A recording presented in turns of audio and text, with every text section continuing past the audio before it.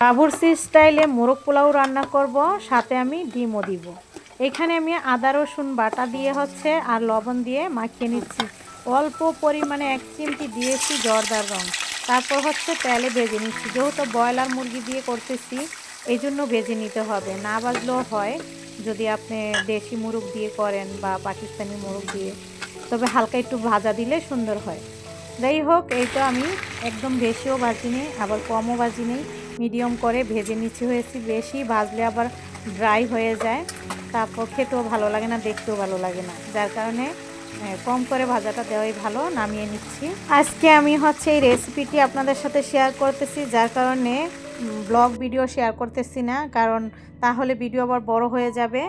তো এই জন্য আমি শুধু এই রান্নাটাই দেখাচ্ছি। আর এই দেখুন, সেই তেল একটু কমিয়ে, মানে ওই তেলের ভিতরেই পেঁয়াজ কুচি, তারপর গরম মশলা তেজপাতা দিয়ে দেওয়া হলো। আর এটা লবণ, ধনিয়া গুঁড়া, জিরা গুঁড়া, গোলমরিচ গুঁড়া একসাথে। এরপর আদা রসুন বাটা নিলাম। এখন নিয়ে নিব টমেটো সস।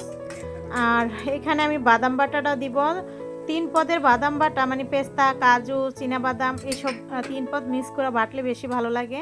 তো আমি শুধু কাজু বাদাম বাটাটাই দিব। আর এই তো পেঁয়াজ বেরেস্তা দিয়ে দিচ্ছি অর্ধেক পরিমাণে। আবার দিব পোলাওতে টক দই। এখানে আপনারা চাইলে সয়া সস দিতে পারেন, তো আমার কাছে নাই, আমি দেই নেই।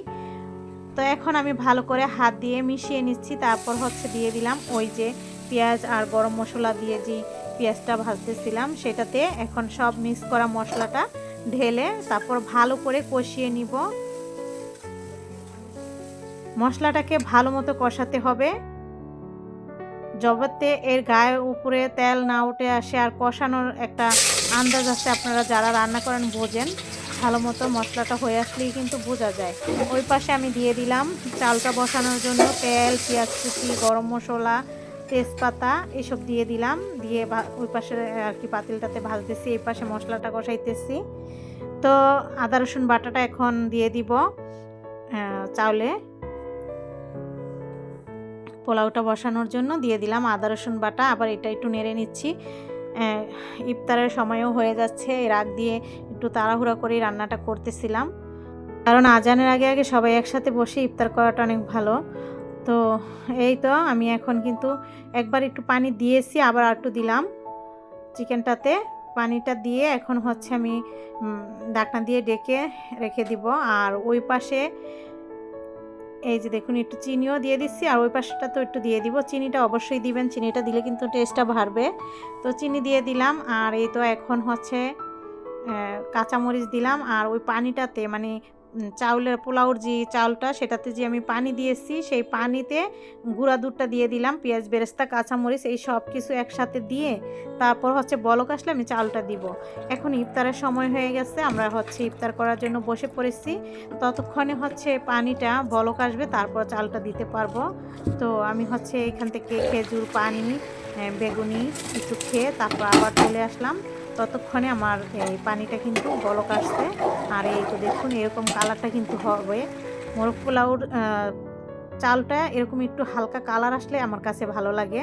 ঘি দিয়ে দিলাম বলক আসার পর। এই পাশেও আমি চিকেনটাতে ঘি দিয়ে দিব। দেখুন কতটা লোভনীয় লাগতেছে, আর অনেক সুন্দর মজা হয়েছিল খেতে। খাওয়ার পরেই তো ভয়েসটা দিতেছিলাম, আসলে টেস্টও করছি।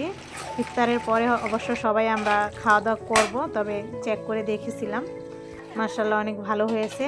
তো যে নামাজ পড়ে আবার চলে আসছিলাম, এসে চালটাকে নেড়ে দিচ্ছি। দেখুন মাশাআল্লাহ কত সুন্দর ফুটে গেছে, দমে রেখে গেছিলাম।